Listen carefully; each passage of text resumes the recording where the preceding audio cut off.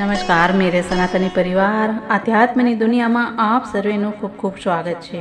मित्रों, श्रीमद् भगवद गीताना गुजराती अनुवाद अंतर्गत આજે આપણે જાણશું 9મો અધ્યાય અને એનું નામ છે રાજવિદ્યા રાજગુહ્ય योग।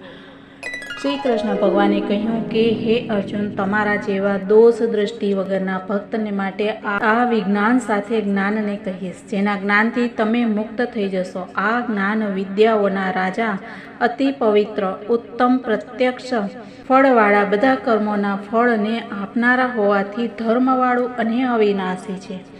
પ્રાણી આ ધર્મનો ત્યાગ કરી અને બીજા ઉપાયથી મને મેળવી શકતો નથી, પણ મૃત્યુરૂપ સંસાર ચક્રમાં ફરતો રહે છે। જો કે આ બધું જગત મારાથી વ્યાપ્ત છે અને બધા મારામાં રહેલા છે, પણ હું આકાશની માફક સર્વવ્યાપક હોવા છતાં પણ બધાથી જુદો છું। હું બધાનું ભરણ પોષણ કરનાર હોવા છતાં જુદો છું। જેવી રીતે જીવ શરીરને ધારણ કરી અને અહંકારવાળો થઈ અને તે શરીરમાં રહે છે, તેવી રીતે હું તે પ્રાણીઓમાં રહેલો નથી, કારણ કે હું તે અહંકાર વગરનો છું। જેવી રીતે આકાશમાં ઉત્પન્ન થયેલો વાયુ આકાશમાં હંમેશા રહે છે, તેવી રીતે બધા પ્રાણીઓ મારામાં રહેલા છે। પ્રલય કાળમાં બધા પ્રાણીઓ મારી પ્રકૃતિમાં લય થાય છે અને કલ્પની શરૂઆતમાં તેમને કર્મો અનુસાર હું ફરીથી બનાવું છું।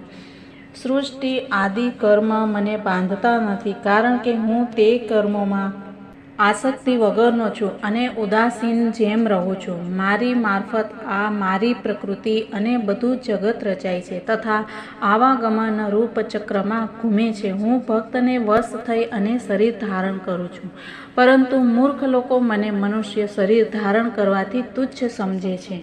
નકામી આશા, નકામું કર્મ, નકામા જ્ઞાનવાળા અજ્ઞાની લોકો રાક્ષસી અને આસુરી પ્રકૃતિને વશ થઈ અને મારું અપમાન કરે છે। જે દૈવી પ્રકૃતિને આધારે રહેનાર મહાત્માઓ છે, તેઓ મને અવિનાશીને જાણીને અનન્ય મનથી હંમેશા ભજે છે અને સદા સ્તોત્ર, મંત્ર આદિથી કીર્તન, પૂજન, નમસ્કાર, ધ્યાન મારફત મારી સેવા કરે છે।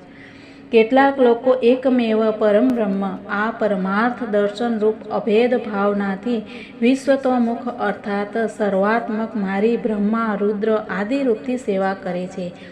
અગ્નિષ્ટોમાદિ શ્રૌત યજ્ઞ, પંચજ્ઞાનાદિ સ્માર્ત યજ્ઞ, શ્રાદ્ધાદિમાં પિતૃઓ માટે સ્વધા, ઔષધ એટલે કે અન્ન અથવા દવા, યાજ્ય, પુરોનું વાક્યાદિ મંત્ર, હોમાદિ સાધન, આજ્ય આદિ, આહવાન્યાદિ અગ્નિ અને હવનરૂપ ક્રિયા પણ હું છું।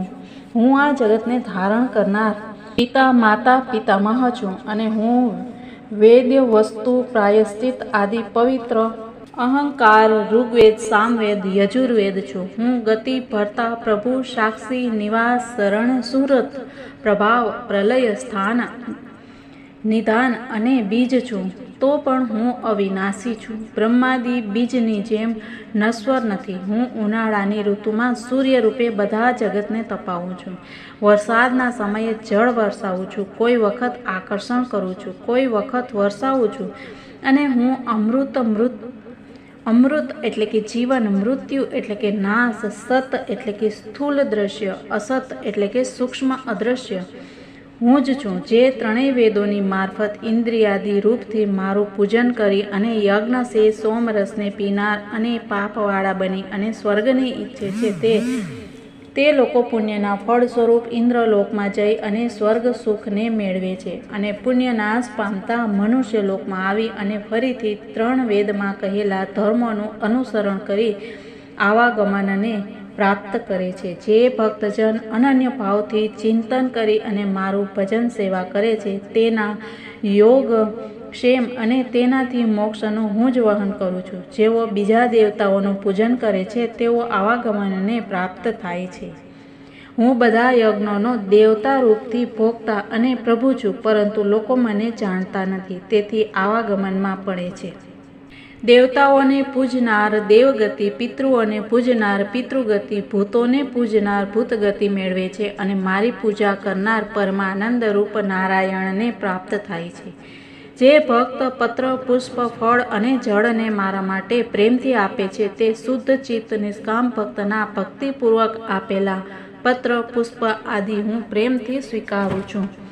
સ્વભાવ અથવા શાસ્ત્રથી તમે જે કાંઈ કરો છો, ખાઓ છો, હોમ કરો છો, આપો છો અને તપ કરો છો તે બધા મને અર્પણ કરો.